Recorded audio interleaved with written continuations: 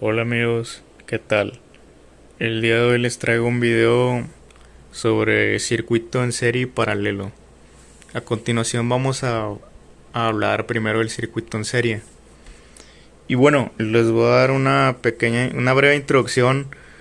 Miren, a lo mejor ustedes se están preguntando por qué circuito en serie y paralelo, siendo que es un tema tan básico. Sí, es un tema muy básico, es cierto. Al analizar los circuitos eléctricos es el primer tema que vemos y a lo mejor ustedes dirán es el tema más fácil, no requiere explicación, pero yo les puedo decir que no porque sea fácil o porque sea muy básico es de menos importancia, de hecho al contrario, es fundamental que entiendan muy bien todo lo que tenga que ver con esto porque esta es la base para resolver circuitos más complejos más adelante.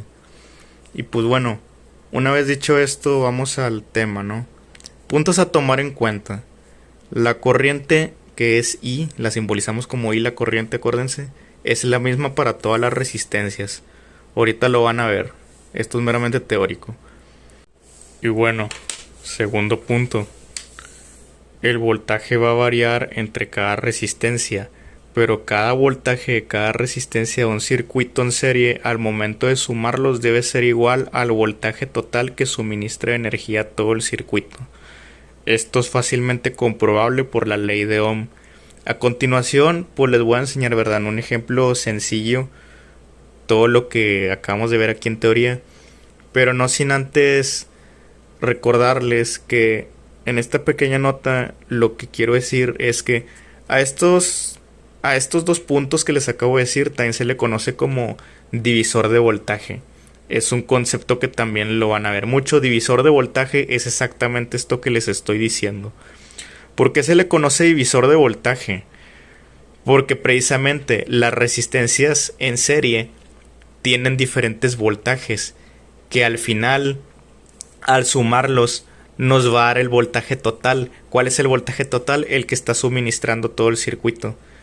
Estas tres resistencias van a tener tres voltajes diferentes que al sumarlos al final nos va a dar el voltaje total. Por eso se le llama divisor de voltaje, porque el voltaje se está distribuyendo en la resistencia, se está dividiendo. Pero al sumarlos al final, pues nos va a dar el voltaje que alimenta todo el circuito, ¿verdad? Esto, como les digo, lo vamos a ver en el ejemplo numérico.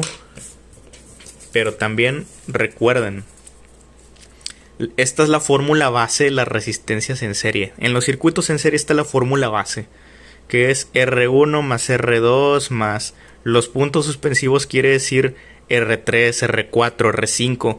La lista de resistencias puede continuar, pero al final pues nos va a dar la RT, que es RT, R total. Entonces, en resumen, la fórmula de las resistencias en serie es simplemente sumar las resistencias. Una simple suma aritmética, sin más, solo sumar, ¿ok? Y bueno, ahora sí vamos al ejemplo, a lo que esperaban, ¿verdad? Tenemos un circuito sencillo, ¿no? Podemos ver una batería de 150 volts que está alimentando este pequeño circuito, ¿verdad? De tres resistencias. La resistencia 1 es de 5 ohms, la resistencia 2 es de 10 ohms y la resistencia 3 es de 15 ohms. ¿Qué es lo primero que tenemos que hacer? Bueno, con la fórmula que les acabo de mostrar vamos a sacar la resistencia total, que es simplemente sumar.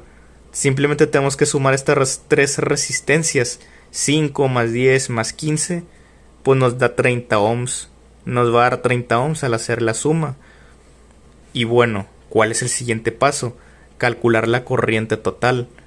Lógicamente, para calcular la corriente total, vamos a ocupar el voltaje total. Y pues bueno, para calcular la corriente total, simplemente aplicamos ley de Ohm.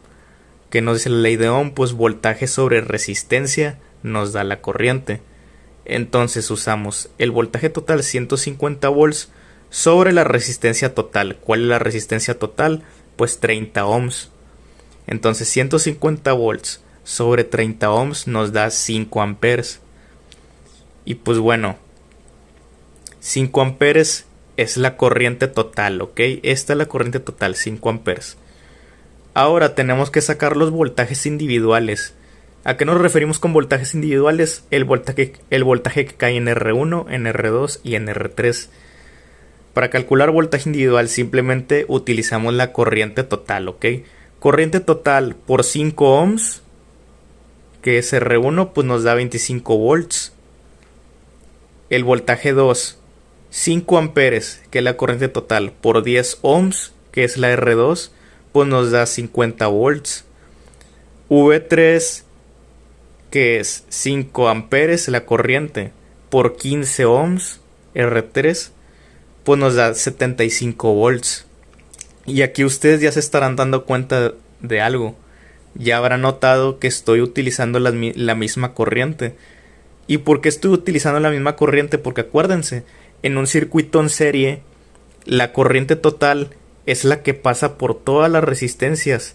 Esta misma corriente pasa por aquí, por aquí, por aquí. Las tres resistencias tienen la misma corriente. Y también se estarán preguntando por qué hay diferentes voltajes.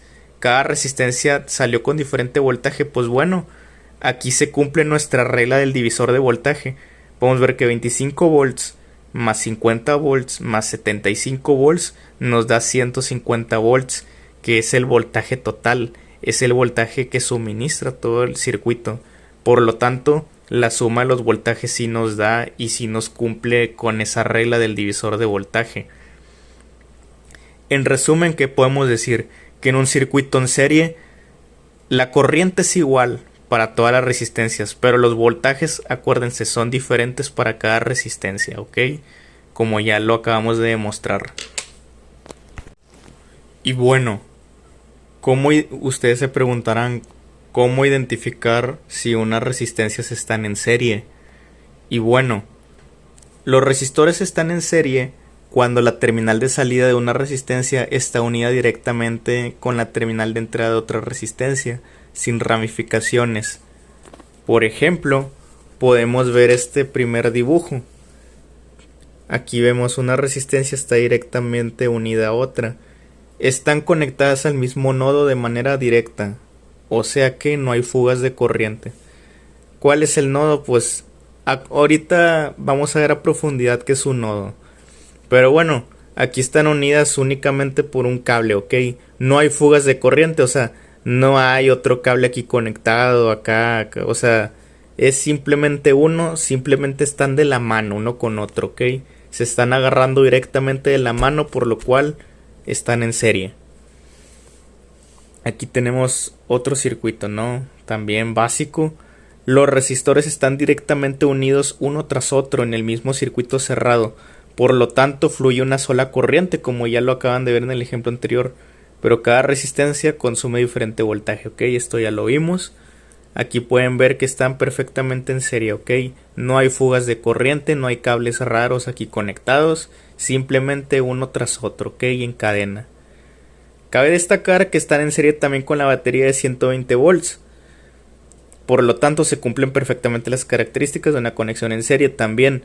Por lo tanto, se entiende que en los circuitos eléctricos se puede estar en serie diferentes elementos, siempre y cuando los una solamente un cable. ¿A qué nos referimos con que diferentes elementos? A que sí, no todas son resistencias. Esta es una batería, pero de igual manera sigue estando en serie. Mientras se cumpla que esté simplemente un solo cable así unido, están en serie. Eso es estar en serie, ¿ok? Ahora, ¿qué no es una conexión en serie? ¿Qué no es? Aquí les pongo un primer ejemplo.